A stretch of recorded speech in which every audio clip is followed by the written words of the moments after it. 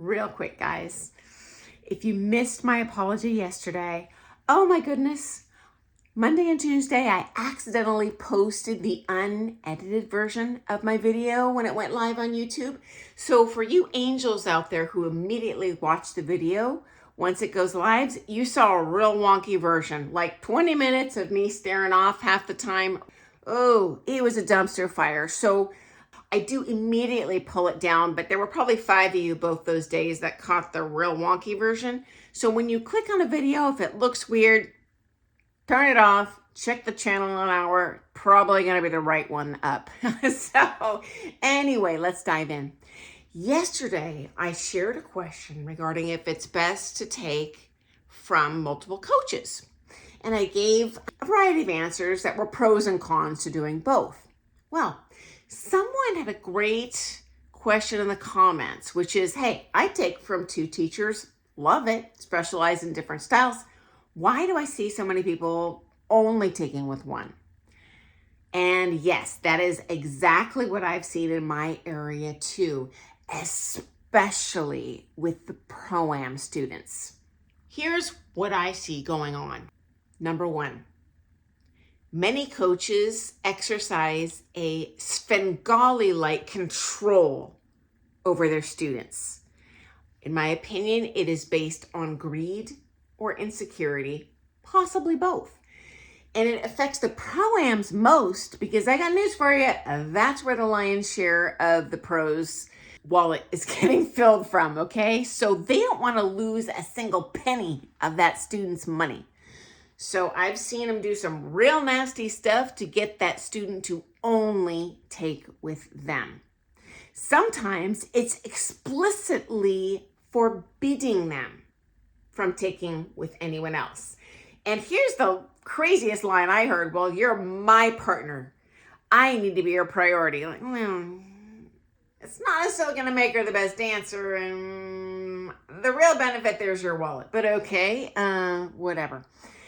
Secondly, and more common, I see it's not explicitly forbidden, but it's devious, unspoken tactics to manipulate their students into not taking with other people. Icing them out, not giving them first access to the lessons they want when the student wants the lessons.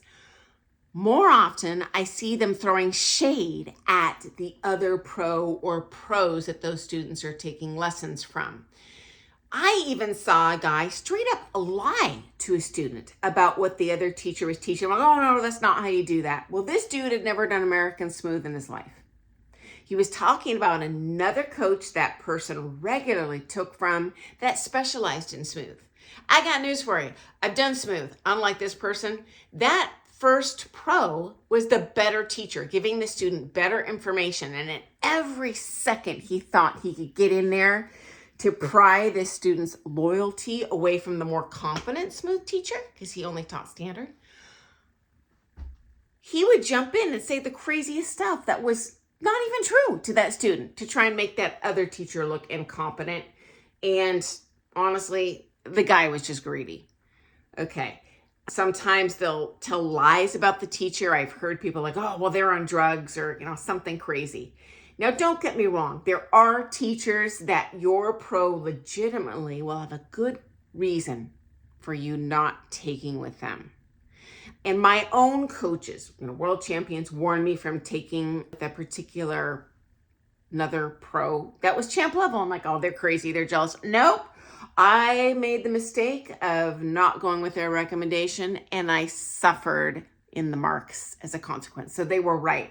But you know what? I also know they're right because there were many pros that they're like, yeah, you should take with them, or that's okay to take with them, or hey, you have never even heard of this person, but you got to take with them if you want the marks. This is a political power player. These are things that are not intuitive to you unless you're a pro dancer and you know the ins and outs of the industry and who's good at what and who marks who and all that, stuff.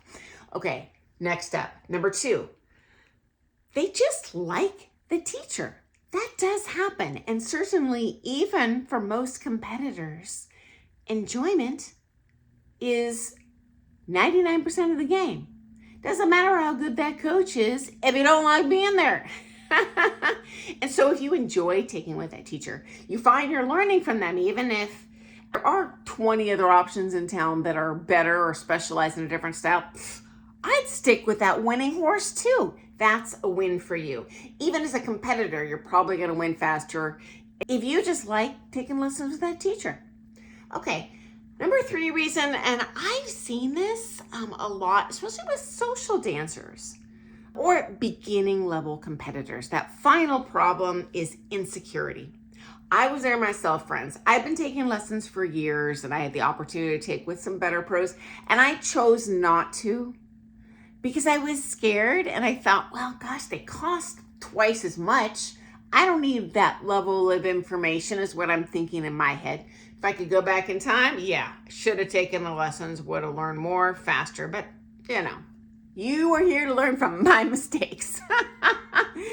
And so, yeah, insecurity. I also currently teach a couple social dancers. They just come and dance with me each week. And here's the crazy thing. They don't even social dance. They just like dancing with someone that can lead them well and kind of trick them to do dancing well, but they're also self-conscious, especially the men guys. Actually, I can think of 2 men I teach. They never social dance because they just feel incompetent on the floor because I can actually follow them.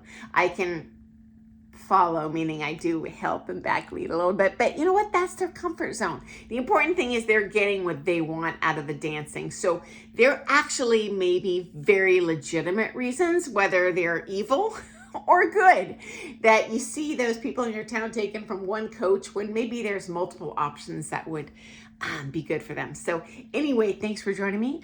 I look forward to seeing you first thing tomorrow morning for some more Things Ballroom Dance, guys. And thank you so much to those of you who give me thumbs up when you see my videos. I get so stinking excited.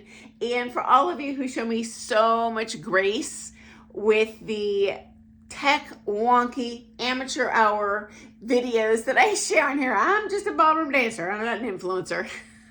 So thank you so much. Okay. I look forward to seeing you first thing tomorrow morning. Guys, thanks so much for your question. Talk to you soon. Bye.